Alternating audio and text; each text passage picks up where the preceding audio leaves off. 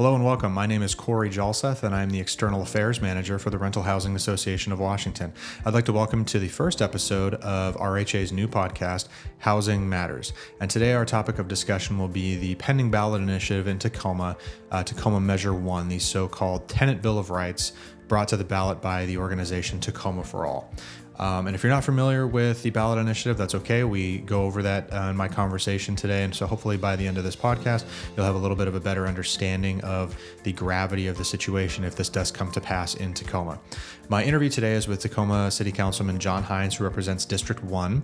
And if you're not familiar with District 1 in Tacoma, it is basically the entire north end. Most of it, there's a little chunk left off. But you're talking University of Puget Sound, Proctor District, and then it goes all the way to the west end, so all the way over to the Narrows Bridge, Point Defiance, except for the little cutout for Ruston being its own separate town there. But that is John Hines' district. Obviously, we will discuss the ballot measure, pending ballot measure coming up in Tacoma, but we also discuss Councilman Hines' history in Tacoma and how he came to decide to run for city council. And then we also discuss at the very end of our conversation, Mr. Hines used to be a social studies and civics teacher in high school, so we kind of touch on some of his favorite historical topics. Again, thank you for joining us, and I hope you enjoy, and I hope you get something out of this. Thank you. Well, thank you so much for joining me, Councilman Hines. I really appreciate you taking the time to come speak with RHA today. I wanted to start just with kind of your history in Tacoma and your decision to join the city council. Yeah, no, thank you for having me again Absolutely. This morning, and happy to chat with you a little bit. I've been in Tacoma my whole life, born and raised here. Grew up in the South End here in the city of Tacoma. I'm a Seward Elementary, Stewart Middle School, and Lincoln High School alum. And then I went all the way across 6th Avenue to go to college at the University of Puget Sound, even though I am dressed as a Husky dad, lifelong Husky football fan. Go Cougs, yeah. And just always been really interested in kind of local government, civic engagement, volunteerism. So kind of throughout my career, when I was in high school, college, and then I was a teacher for most of my career and still work as an educator, just really been involved in kind of community service. Whether that was the Safe Streets organization, which I was involved with in high school, through all my community service in college. Just been a real passion of mine. Fantastic. And I know you have raised your family here, and you said you have two children? I do. I have a 5-year-old. No, sorry. Yes, I have a 6-year-old and a 10-year-old. Wow, the ages grow up real fast. 6 and 10-year-old, a 10-year-old boy and a 6-year-old girl, and very busy with soccer, swimming, gymnastics. Joys of being a parent. Yes, I am a little younger, my children, but I'm still in the trenches. I've just about a 6-year-old, just about 4, and a 2-year-old. Yeah. They keep us very, very busy. But they do. They do. I tell people all the time, my kids make me a better person. Yes. They push my patience and my empathy. Makes me a better person every day. Absolutely. Yes, the patience for sure. That is a big practice. So just kind of for your district area, just kind of a fun question for listeners. What are some of your kind of favorite spots to hit in town as far as, restaurants and businesses, things like that? Yeah, no, so I represent District 1, which is the west end and north end of the city of Tacoma. So there's a lot of great things there. I mean, my family were big, I said soccer, gymnastics, outdoors. So Point Defiance Park, Jefferson Park, Candle Park, kind of big park family. Yeah. But my kids are also really big fans of Defy. Oh, on yes. The west end. Oh, yes. Really big into trampolines and jumping. And so I think we're there about twice a week, just at night, letting them burn off some energy. You guys have the pass thing? Yes. Yes. For sure. You got to go with the pass. Great investment. Yes, 100%. We have the pass for the Children's Museum down in Olympia as well. A little bit of a drive, but it's a cool... We were pass holders there for a long time.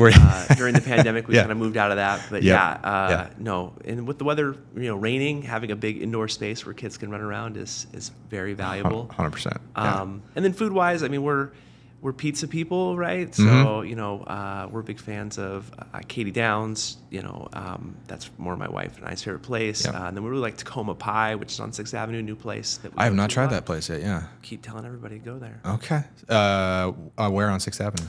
It's right off of 6th and Stevens. Okay. Yeah. Okay. All right. Where are you at? Okay. Yeah. So you are also a passionate runner. You've, I saw on your profile, you've run the Boston Marathon. I did. Yeah, no. So I played football in college at the University of Puget Sound, and I was an offensive lineman, so I was about 70 pounds heavier than I am right now. And so after that, I decided, I want to try to get in a little better shape and lose some weight, and so I started running, and just kind of caught the running bug after that, and so started with Sound and Arrows and smaller races, and then kind of got into some half marathons, and then I fell in with a group of people that were serious marathon runners, and kind of just ran with them a lot, and just kind of set my goal, early on, like, I'd like to run the Boston Marathon. It's qualifying, have to run pretty fast to do it, and it took about 3 or 4 years in training, and then got there. That's fantastic. What, if you don't mind me asking, what was your finish time on that? My qualifying time was 3 hours and 9 minutes to qualify, and then my finish time was 3:15. But I was more in for the experience at Boston. Absolutely. Which is, if you're a runner, it's the greatest race you can do. I'd love to do it someday.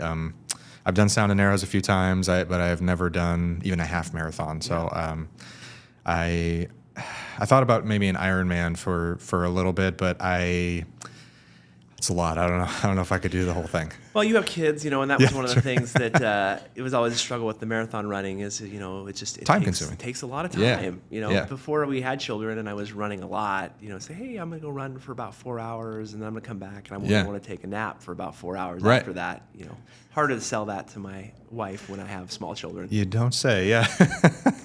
I used to be a very big cyclist before I had children. Yeah. I did ramrod, ride around Mount Rainier in one day, and never did STP. That was a big one. I actually crashed on a training ride for that, and so that put me out for the season. But I used to do a lot of that. I really enjoyed it. It's something that I did with my dad, and kept me in shape. But as you say, the 3, 4, 5 mile runs now is about what I have time for. So. Yeah, your priorities change. I mean, someday. I had a friend of mine who I trained with who had a goal of qualifying in each decade of his life. Oh, wow.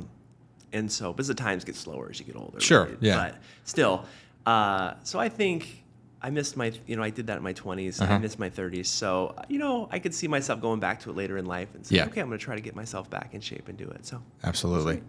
I would say that's something I look forward to. The oldest guy who did ramrod the year that I did it, and he beat me, no joke, by I think 45 minutes. He was 82 years old. Yeah. Beat me by 45 minutes, and I was, I think, 26 at the time. Oh, yeah. Just a little embarrassing, but I was really happy for the Experience guy. helps. So yeah.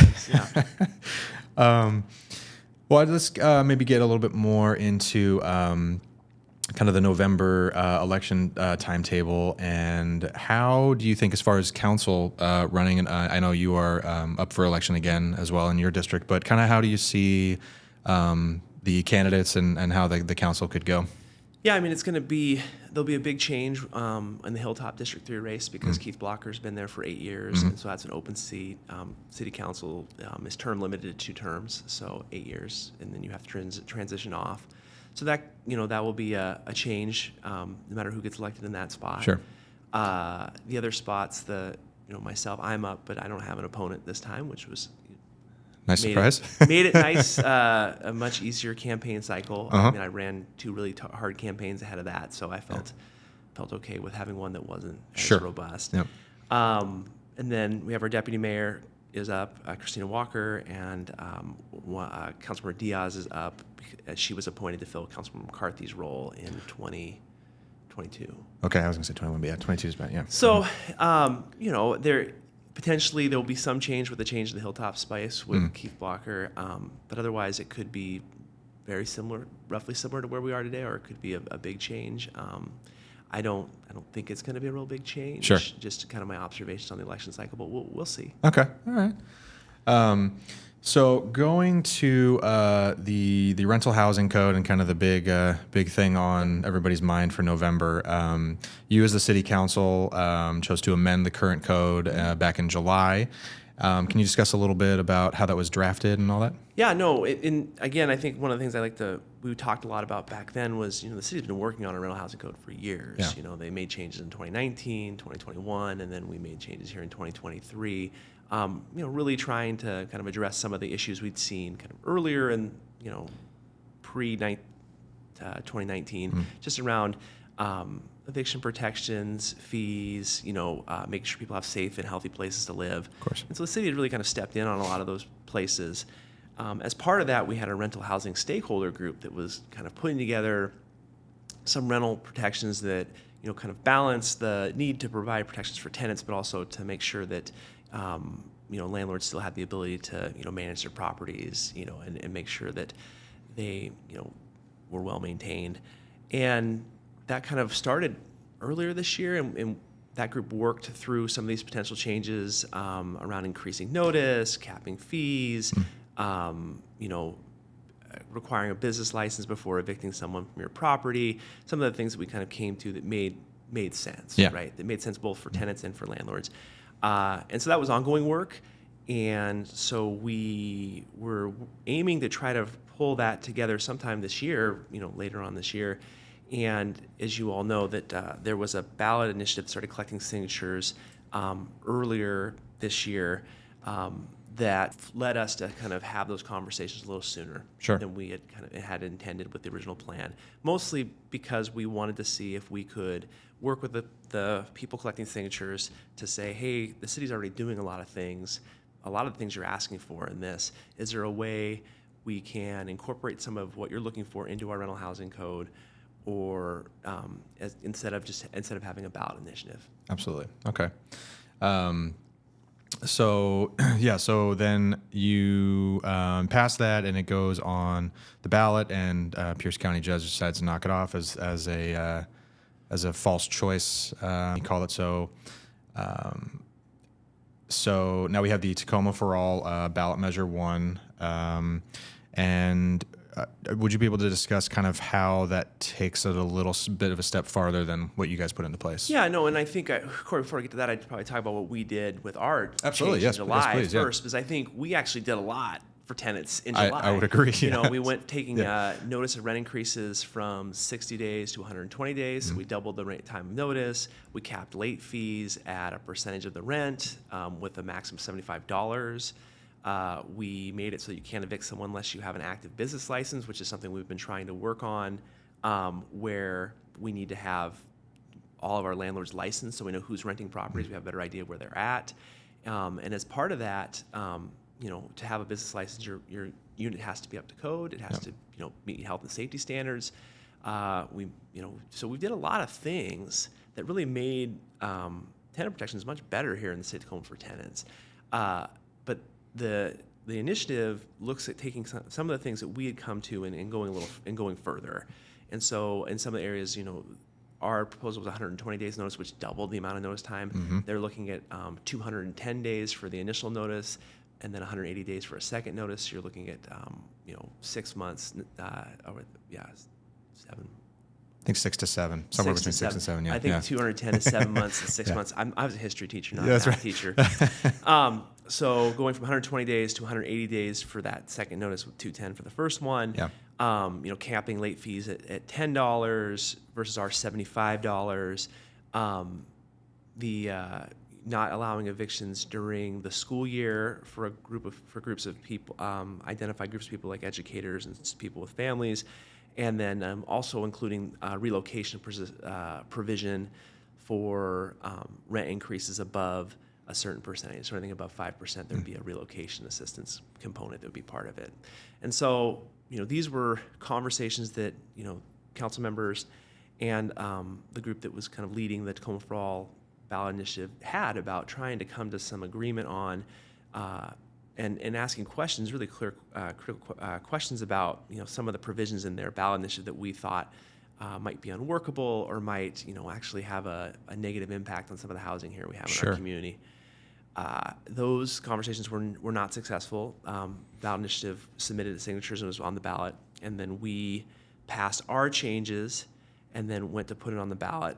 And our idea was, to be honest, was to have we we took seriously the idea that some of these changes needed to happen sooner rather than later. Yeah. Tenants needed protections right away, so we passed it ahead of time before we put it on the ballot. And, with the idea that if voters voted for our package of provisions, it would be, it would be put into the code, it would be put in, and we wouldn't be able to touch it for 2 years, which is one of the things that the voting does. And as the judge felt, Judge Ascraft felt that was a false choice and said that we could not go on the ballot. So now we just have to come for all ballot. Yes, and as you said, if voted in by the voters, you will not be able to touch it for 2 years. Yeah, the city charter is very clear about the fact that things that are voted on by the people have a 2-year time horizon where they can't be changed unless there's another vote of the people. Oh yes, okay. So we could have another vote, but I think the critical idea is that there's a real limit to what we can do in that 2-year time period. Sure. And we kind of, I heard from you a little bit previously on how many signatures generally you must gather for initiative ballots, because I know that's kind of one of the big that opponents of this measure are having, is that they got it on the ballot really with a little over 4,000 signatures. And do you know if the council may look at changing how an initiative, how many signatures need to be gathered? Well, I mean, I think we're going into our charter review process here next year. Okay, so yes, the yeah. charter review committee is going to be taking applications here pretty soon. Actually, I think they're open right now.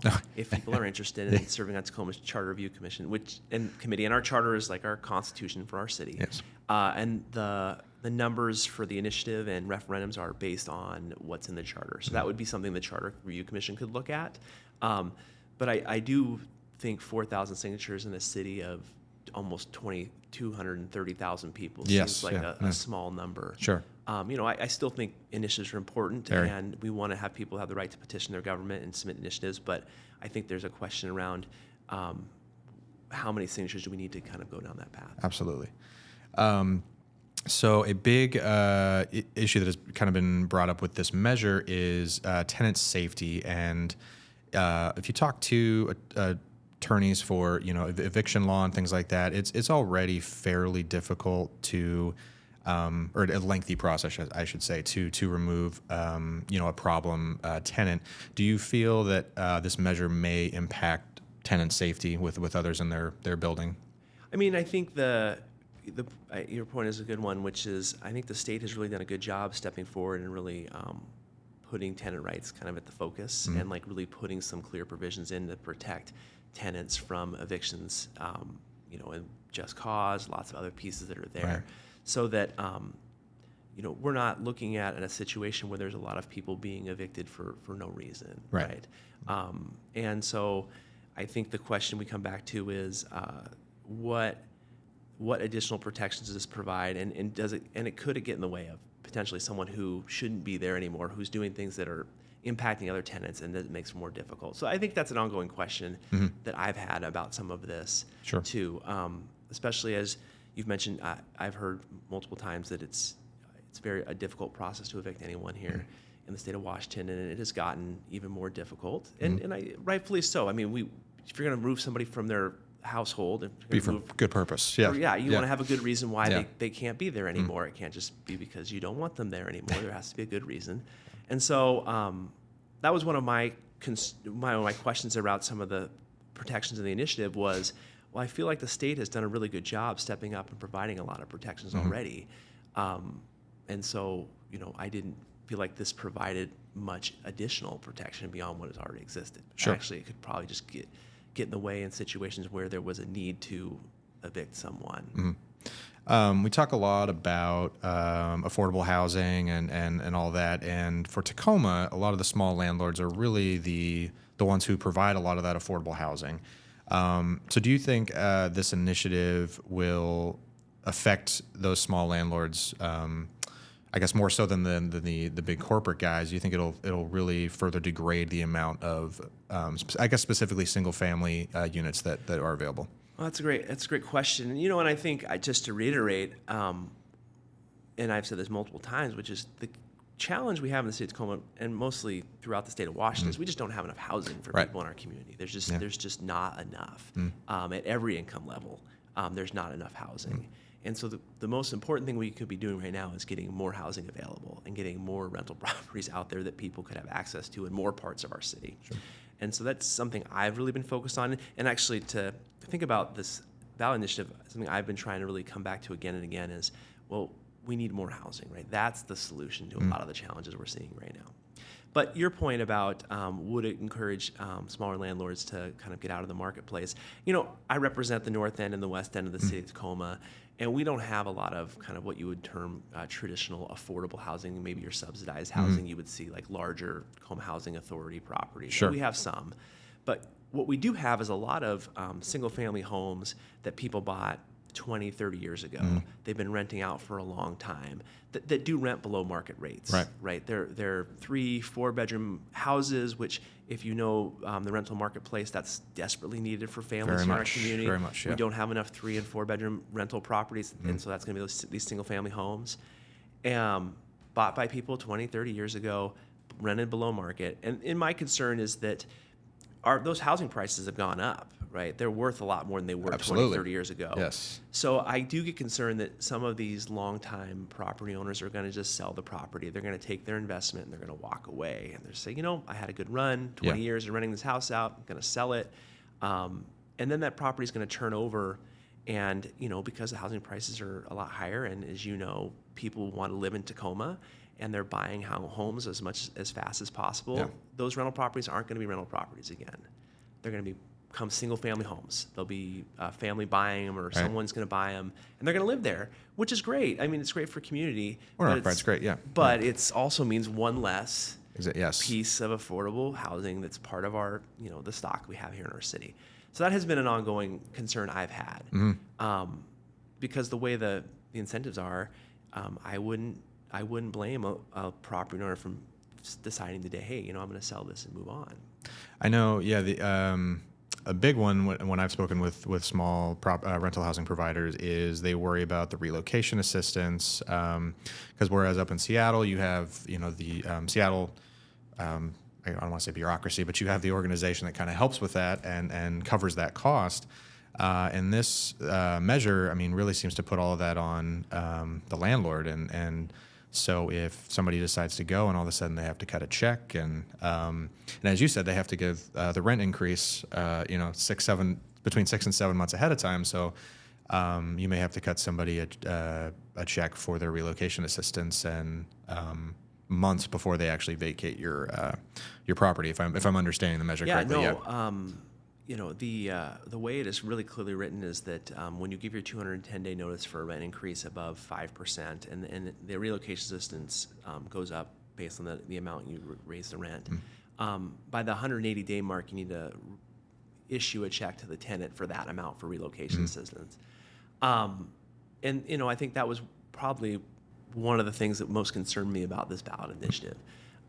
We have relocation assistance in the state of Tacoma already. Right. If it's demolition, major rehabilitation, or reuse, so you're basically taking the unit offline.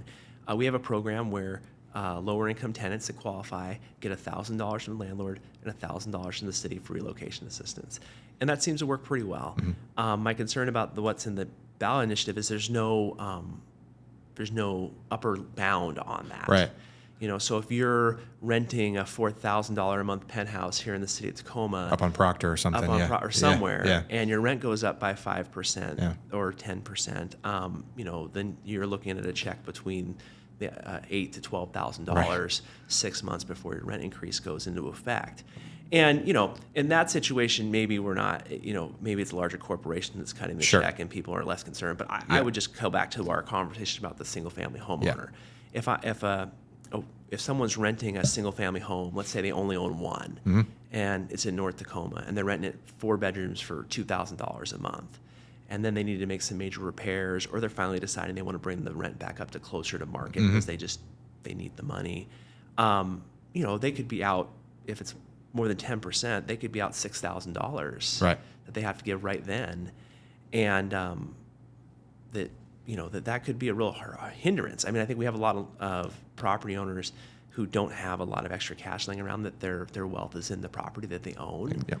Retirement setup. Yeah. Mm-hmm. Yeah. The story I like to tell is there was a woman. I went and talked to some people over at Frank Toby Jones, which is a retirement home here in the city of Tacoma. And a woman came up to me and she said, you don't understand what this is going to do to me. The only reason I'm able to stay in my assisted living facility is because I still hold on to the house that my husband and I lived in, and that rent is what pays my ability to stay here. Oh. And she had this great sense where she said, if I have to eat the cost for the rent not being paid, I'm not going to eat. Which is really sad. That's an effective way to put it, though. It just kind of puts a face to the potential impacts of this. And we talked about relocation assistance as part of our conversation at the council level. And I'm more open to the idea of relocation assistance in situations, but I'd want to see it means tested. I want to make sure it would be going to the people who really need it to relocate. Sure. And I would think that part of that responsibility would be upon the city to help pay for some of that, similar to our current relocation assistance program. But the way this one is currently drafted in the initiative, I have lots of concerns that it's going to have real impact on people in our community. Sure. When we talk about the potential cost of this, especially at the forum we had the other night, Tacoma for All, their representatives were adamant this wasn't going to cost the city any money. And actually, our executive director and president of RHA, Sean Flynn, had a pretty good quote for that, and I'll just play this real quick, and then I'm just curious for your response here. If you believe this is going to cost the city of Tacoma nothing, I have a bridge in Brooklyn to sell you. This is going to cost money. Anytime anyone tells you it's going to be free, it's never free. We've seen these policies put into place in other cities already. You don't have to look very far. It costs a ton of money. That money will be put, there's no income tax, guys. This is going to be paid directly into it's going to be directly into your property taxes, which leads to make housing more expensive. Oh, that cuts off there, but do you believe that this will be free for the city? I mean, I think that, and this is a question that I had raised earlier in this when talking with the group, is the idea that there's going to be costs to the city because there's going to be compliance costs. Right. Someone's going to have to investigate this. Yes. Someone's going to have to administer some of this process. If the code is passed, the city's going to invest a bunch of time into making it work. Right. I don't think you create a brand new programs without cost. I mean, as a council member, I know that when I want to create a new program, it has a cost associated with it. I mean, if I was to take the initiative people at, given the best case scenario, the idea that when relocation assistance happens, the landlord would just write a check to the tenant and they would just work that out as a having no interaction with the city whatsoever.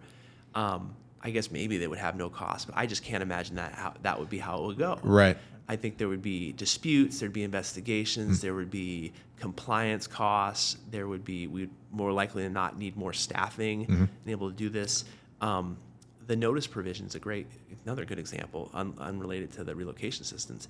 Who's going to collect all those notices to ensure that notices were given? On time, yeah. Who's going to collect all the second notices to make sure they were given? Because actually in the initiative, there's a bunch of pieces that allow for greater recovery in lawsuits if certain parts of the initiative are not met. So someone is going to have to track all of that information for these legal proceedings. So there will be some costs. It is undetermined what it's going to be from the city, but I can't imagine that it will have none. Yes, okay. And I know Bellingham actually has an initiative on their ballot as well for relocation assistance, and they said exactly what you just said. They want you to work it out between landlord and tenant, and if there's some sort of issue, then the tenant, can take the landlord to, court for it. But, then the tenant has to get an attorney and go through that entire process. And so, I would hazard a guess that that's not going to cost Bellingham nothing either to take care of all that. So yeah, I mean it's. programs always cost money. Mm-hmm. And at the end of the day, right, we would, if we were going to set up a program, we would want to really clearly lay out, well, what do we think the potential costs are going to be? Sure. And if, if the city was doing this program, that would be the conversation we'd be having as part of our budget process. So, good point. So if Measure 1 does pass, do you think this may lead to a wider conversation going towards the state level? I believe there's already some rumblings of maybe something coming up from Senator Yasmin Trudeau. But what do you think this will lead to a wider kind of state issue? I mean, I think it's already there, and the state is having the wider conversation. And to be honest, Craig, I think that's probably where it needs to be in a lot of ways, at a state level. Because I do think about the fact that, I represent a part of the city that butts right up against University Place and Fircrest, and the idea that because I live on this side of the street, I have a completely different set of protections and rights than someone who happens to live right across the street. Right. Doesn't seem to make a lot of sense in my mind. Sure. I would think that we would want to come closer to policies that could be applied statewide. And I recognize that there are differences between cities, but I think of when you think about a city like Tacoma that has kind of very porous borders, and people do move between our city and Lakewood and University Place. I moved to Fircrest a year and a half ago. They move back and forth quite a bit. And people who come up to me and say, I'm from Tacoma. I'm like, oh, where do you live? I live in Lakewood. Oh, okay, I mean. Yep. So, I think that's probably where it rightfully needs to land, is at the state level. And I also think more broadly, and we haven't talked about this yet, but, I think there are a lot of people struggling to pay their rent here in this community. I think there's a lot of people that really we need more housing, we need more affordable housing, and we need to be able to help people who can't pay their rent. Absolutely. And I think at the state level, it's the place to have that conversation about how do we help people pay their rent, right? Because I think the idea that if someone can't pay their rent, that there's no help for them, that's the real challenge here, right? And so, I'd like to see maybe like a gap voucher bill or something like that. Gap voucher, or rental assistance, or kind of rent insurance. Because I think one of the unintended consequences I see with a lot of this is we need property owners to take chances on residents who may not make as much money or maybe don't have as clear of a rental history. Sure. Right? We need those people need housing too. Absolutely. And so if it's such the point that I may not be able to remove this person if something happens, or if this person doesn't pay the rent, I may not get paid. I may not be made whole. I think that discourages people from taking chances and giving rental opportunities to people who really need it. And that's been one of my broader concerns in general. I think if our goal is to help people stay housed, and our goal is to get people who have historically been on the margins or have had less access to housing than they did before, then a rental insurance program, a gap insurance program, a rent assistance program that's more broad and generous, I think is the path we need to be looking at, along with building more housing for people to move into. Just going back real quick to what's in the measure itself, you mentioned the woman you spoke with that is only able to stay in her assisted living because of her. So one of the biggies also in this measure is the wintertime eviction ban. And so I would struggle to know what to say to her if, December, Christmas time rolls around and somebody decides to stop paying the rent in there. And even if she's able to possibly start the eviction process after, a certain amount of time and maybe trying to work something out with her tenants as well, but she would not be able to potentially remove them from the property until, is it April 1st? Am I correct? Yeah. I'm just curious what I guess would be your thoughts on the winter eviction ban and all that. Well, I think the challenge I run into again is what we were just talking about a minute ago, which is, the goal is that, I don't think that woman wants to evict her tenants. Absolutely not. No. Yeah. And I don't think the person who is not paying their rent in that situation doesn't want to pay their Right. rent. So assuming positive intent all around, then the answer is we need assistance to help through that situation. Okay, right? sure, yeah. Because I think that's going to be the challenge. People make choices all the time, right, about where they spend their money and where they don't. And I think just I don't want us to get in a situation where someone says, I can't pay my rent this month, so I'm not going to pay my rent, and I'll just and then be put. I get another piece being put further in a hole, because I think that's one of the challenges with the winter and school year eviction bans. It's not saying you don't have to pay your rent. Just saying you can't be evicted during that period of time. Sure. And so I do get concerned about the mixed messages around that, right? Where people will maybe otherwise would try to pay their rent, may choose not to pay their rent. Sure. And so I think again, coming back to helping people pay the rent is a really important thing. All right. Well, let's think maybe we'd end on something fun. I know you used to be a high school civics or social studies teacher. Yeah. Did you have a particular topic that you covered mostly in class that you enjoyed? Yeah, I know. I taught high school civics towards the end of my career, and then U.S. history was a very nice. Okay. for a long time. I am a big fan of kind of the U.S. between World War I and World War II. So interwar period, yes. Yeah, interwar period, Roaring '20s, Great Depression. That's always a period of time that I was always very, very interested in. And then also kind of the post-war civil rights era. I did a bunch of, my thesis in college was on the Olympic Project for Human Rights, which is made famous by the 1968 protests on the 200-meter platform. The two gentlemen, Tommy Smith and John Carlos, holding up the black fists. Oh, yes. Protesting the Mexico Olympics. So that was what I wrote about, was kind of how that project moved forward and kind of the first instance of sports kind of being politicized. Yes. So, which is interesting, because it's something we hear this more. We have conversations about sports being politicized today, and I always tell people, well, it's been going on for decades. Just much more easily shareable and get it out to a lot more people. Yes. Which is what I always like to tell people about studying history too, when they think, man, has this only been going on for so long? I always say, no, it's this kind of stuff's been going on for a long time. It's just so much more easily shareable now. Yeah. Well, I used to joke with my students and say, imagine if the founding fathers had Snapchat, right? Or, TikTok, or, what would it have looked like back then? It probably would have looked, we probably would have been like, wow. Well, they had that whole, it's called X now, but that whole Twitter account for Andrew Luck pretending that he was an officer in the Civil War in the Union Army or something like that. I think that kind of thing, when you think about, if they had that available, what would that have looked like? What would we have known, right? Yeah. And I think that's, with history, right, what's passed down is what, at least is in the past, what people wanted to have passed down, right?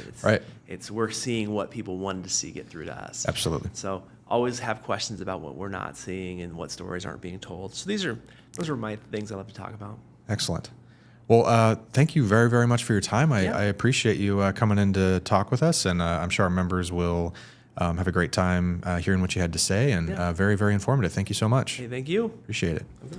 Thank you, everyone, for joining me for our inaugural episode of the new RHA podcast, Housing Matters. Hope you enjoyed my interview with Tacoma Councilman John Hines. Hope you found it educational and informative, but also fun. If you'd like some more information about Tacoma Measure 1, feel free to go to our website. We have a lot of information there, as well as volunteer opportunities. If you'd like to go doorbelling, we have one more upcoming doorbelling weekend if you want to get out in Tacoma and talk to folks about the negative impacts that this ballot initiative will have on rental housing in Tacoma. That's rhawa.org. You can also find our podcast page there. So look for our podcast there, but anywhere else that you may get your podcast, Spotify, Apple, we'll have a video version on YouTube. Look for a new episode of Housing Matters every 2 weeks. And if you have a topic that you think should be covered on a future podcast, please feel free to reach out to me by email. My email is chjalseth@rhawa.org. Again, that's C, my last name, HJALSETH